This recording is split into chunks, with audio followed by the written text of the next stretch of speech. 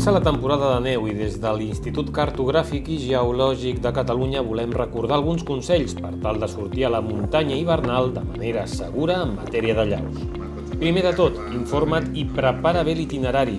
Fer servir els mapes detallats de la zona amb el recorregut previst. Sortida clara, més són orientacions oest. Jo crec que tot això, tota aquesta part és més segura. Consulta la informació meteorològica i el butlletí de perill de llaus on tindràs la previsió del grau de perill, quins problemes de llaus trobaràs sobre el terreny, els indrets més exposats a allaus per orientacions i cotes, la mida de les allaus prevista i si cauran de forma natural o accidental.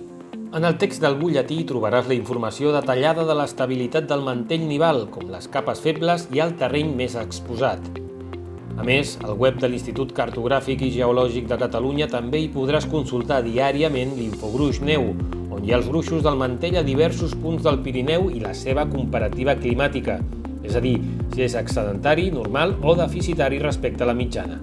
També podràs consultar altra informació rellevant, com el resum nivològic setmanal que informa dels fets més destacats per allaus ocorreguts durant la setmana, o el geoíndex, on hi trobaràs els pendents de possibles zones de sortida de llaus que et permetran planificar el teu itinerari.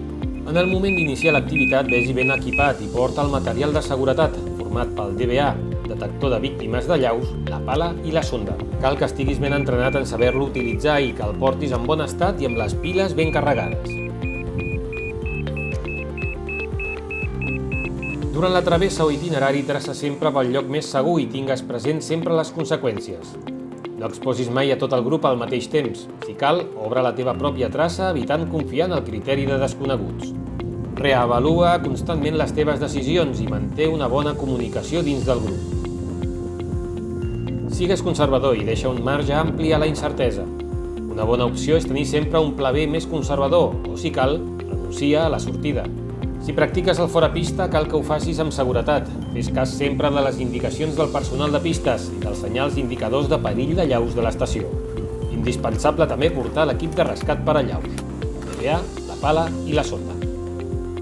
I sobretot, forma't en seguretat per a llaus. Disposes una àmplia oferta de cursos formatius en centres especialitzats, com l'Associació per al Coneixement de la Neu i les Allaus, la FEC, la FENME o els centres excursionistes.